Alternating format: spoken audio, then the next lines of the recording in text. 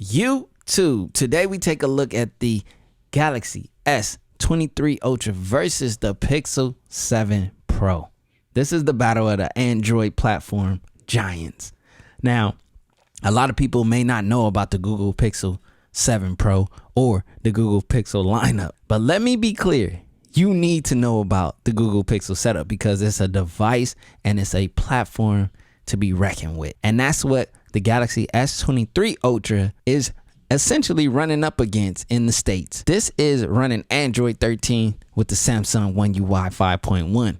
But this is Android 13 with no real launcher on top of it. I mean, the Pixel launcher is just pure Android. But which one is actually better between the two? Which one are you, Team S23 Ultra or Google Pixel 7 Pro? Let's get into the verses. Let's put these two neck and neck and let's find out which one is truly the Android king. We still have yet to see this year's Pixel device, but Samsung has started the year off right. Let's get into it. All right, YouTube, you know how we do. We start off with the design comparison. If I put these two neck and neck and I look at them, they're almost identical in sizing. It's a slight difference. We got 6.43 inches in height versus 6.41 inches in height versus 3.07 width versus 3.02. Okay, you get it. They're almost identical in sizing. The difference is in weight. 234 grams on the S23 Ultra versus 212 grams on the Pixel 7 Pro. This is probably the lightest flagship in the States. Gotta love that. I appreciate the weight reduction. But from a design standpoint, looking at the rear back glass, the Samsung S23 Ultra has the current and now frosted back glass, which we have on every flagship except the Google Pixel. Please, Google. This shiny glass back is so of the past. It is so not what we are into in today. I appreciate frosted glass over this on any day. And here's the real reason. Handling, right? The Pixel 7 Pro and this smooth, shiny glass back, it's nice, it looks nice, but it's kind of dated.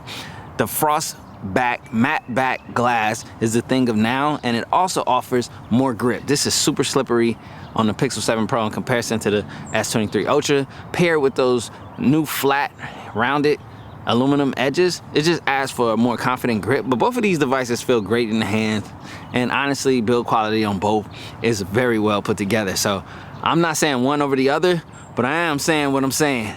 The Pixel 7 Pro is by far one of the nicest in hand, but it's so slippery due to this super, slimy, slick backing. The Pixel is just a device that's always sliding around on your desk. When you put both face down, they're both gonna go make a run for it. And as you can see, the Pixel is beating the S23 Ultra right now as far as the slippery test goes. And I've told you guys time and time again that the flat edges on the S23 Ultra just makes for a confident grip when it comes to using the device without a case. So again, from a design perspective, these both are built very well. There's not much in difference when it comes to the sizing and so forth. But in general, you guys know the S23 Ultra on paper is a spec sheet monster. But the value in the Google Pixel is another great thing. Both of these devices have an ideal build and footprint. I do wish that Google would get a little bit more into the flagship, I guess vanity side.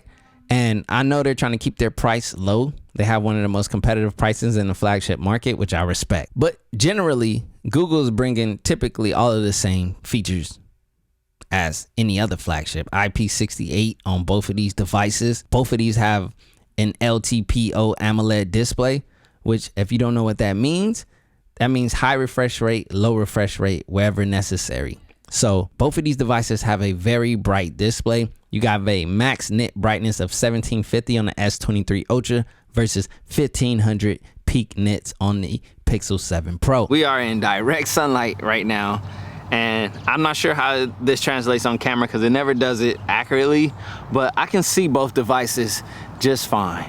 I have a nice lighter background on the Pixel 7 Pro compared to the S23 Ultra, but from the user perspective of me looking right now, I can use both of these devices in direct sunlight just fine. Now on paper, you already know one is gonna have more than the other, but from a real world usage, from what I'm seeing, either display is fine. Both of these are 1440p displays.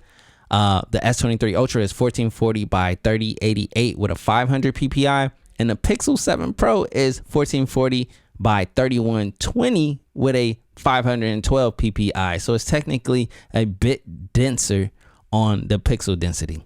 When it comes to displays, I mean, between these two, I think it's going to come down to personal preference. It's going to come down to, no matter which way you go, you can't go wrong. These are both OLED beauties. But in the next area where we talk platform, things do change, because you have Android 13 with a One UI 5.1 overlay with the Snapdragon 8 Gen 2 4nm chipset on the S23 Ultra with the Adreno 740 GPU.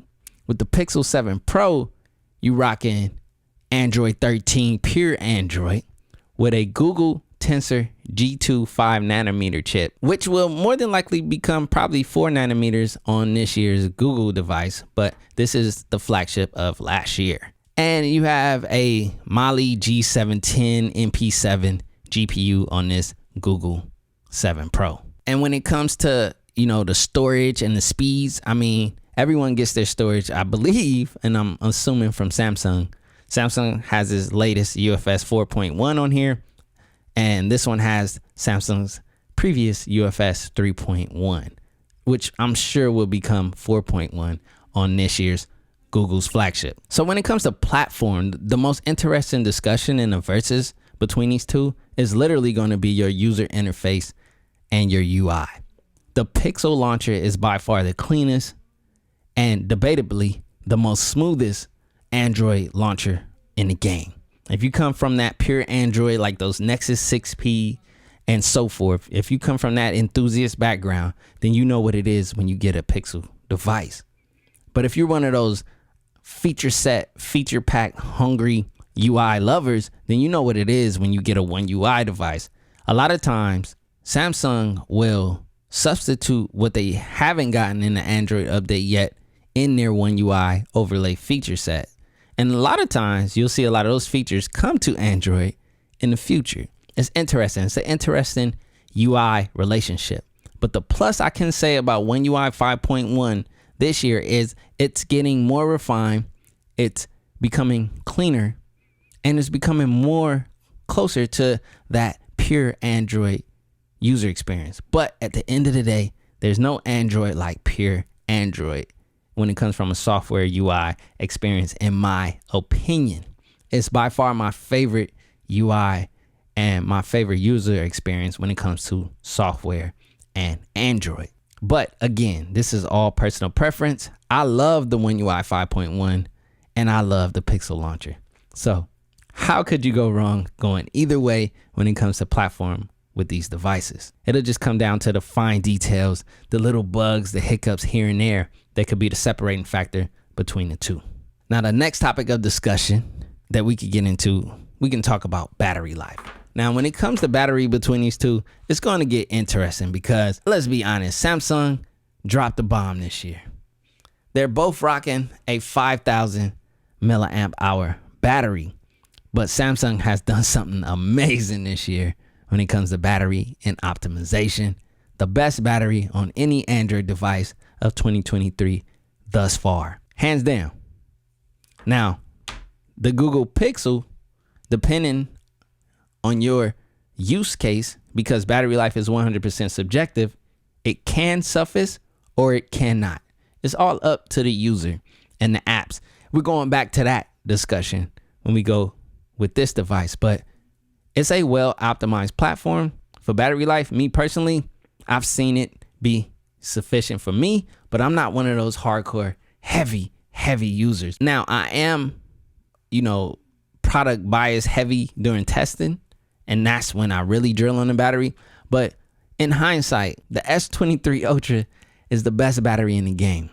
But this isn't Google's latest edition or latest offering, so that can change later on this year when the Pixel 8 Pro is released. But until then, the S23 Ultra is the smartphone to beat in battery. Next topic of discussion, the fun topic, one of my favorite topics, and that's cameras. Which camera is better?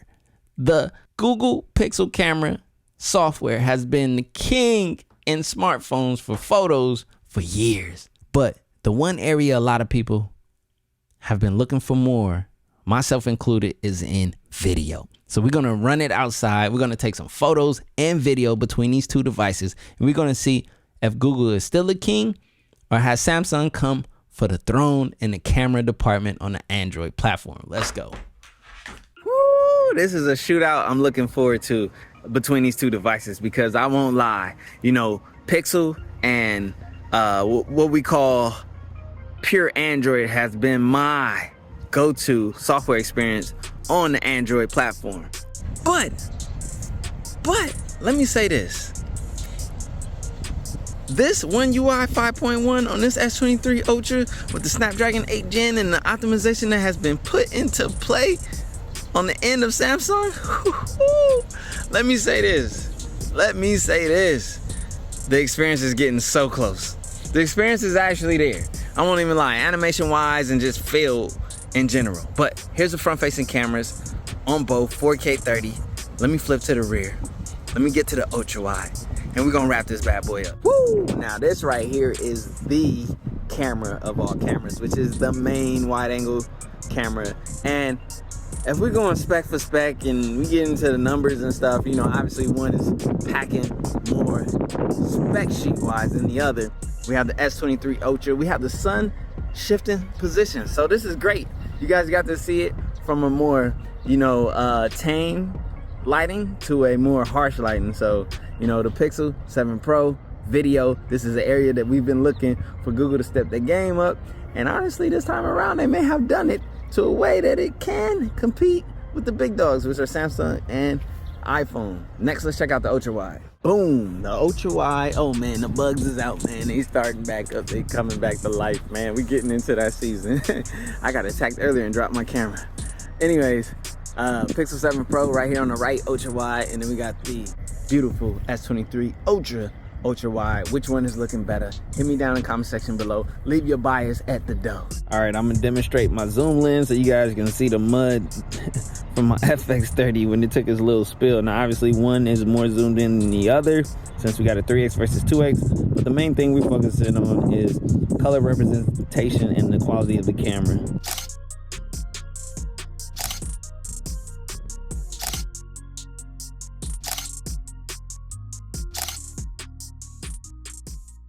Boom. So you guys just saw these two powerhouses in camera housing go head to head. I can't see the results until I get into my editing software. So I need you guys to let me know which one is truly better, which one is truly your preference, and which one do you prefer. With that being said, let's get into the final and most important category, and that's user experience. What is user experience? User experience is when you look at all of these spec sheets and features that they talk about at all of these keynotes, and you collectively use all of, let's be real, you don't even use all of those things that they talk about at the keynote. But basically what I'm saying is when you put the camera and the screen and you consume media and you take photos and you actually use this device, what does that equate to? What is that user experience like? What does that mean? Basically, let's start here. The Google user experience. The Google Pixel 7 Pro. I love clean Pixel launchers. I love the look of this Android setup right here. I appreciate it so much. It's so clean, so compact. Now I am using, for full transparency, Nova Launcher right now, because my one gripe with the Pixel launcher is they force the Google search bar on you. I don't need that. I don't need that taking up my screen real estate. So I am using Nova Launcher. And why? Nova Launcher is very close to the Pixel launcher. It's very clean, it's very minimal, and it's very non-obstructive.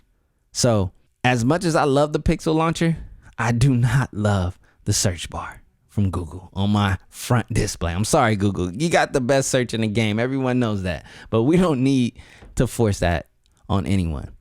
With that being said, User experience on this device is clean, it's pure, it's smooth, it's minimal. And that's the thing. For some, that is ideal. For others, that's boring. Some people want more. Some people love the feature packs, UI that you get with one UI. Some people love having more things than you're ever going to use in a Samsung device. So it's up to you. A lot of people love the reserve, the sophisticated, clean UI and user experience of a Pixel device. I mean, it's priced quite competitively. It gives you the typical, smartphone flagship user experience. And it's not above and beyond. It's just enough, and it's just what you need. It's like the sweet spot. But then you come over here to the S23 Ultra, which is the behemoth, which is I didn't ask for all of this, but I have all of this, which is the battery king right now, which is optimized to perfection this year. It's smooth as ever. It's like literally taking away that argument. All the time, it used to be, hey, if you want the smooth Android experience, you go Pixel, hands down. Well, Samsung is leveling that playing field this year. Wow. Which means that in the upcoming Google flagship, they need to go a little bit further in order to separate themselves even more if they want to when it comes to this S23 Ultra, because this thing is packing so much. And literally the S23 Ultra, as of right now in 2023, is the Android king.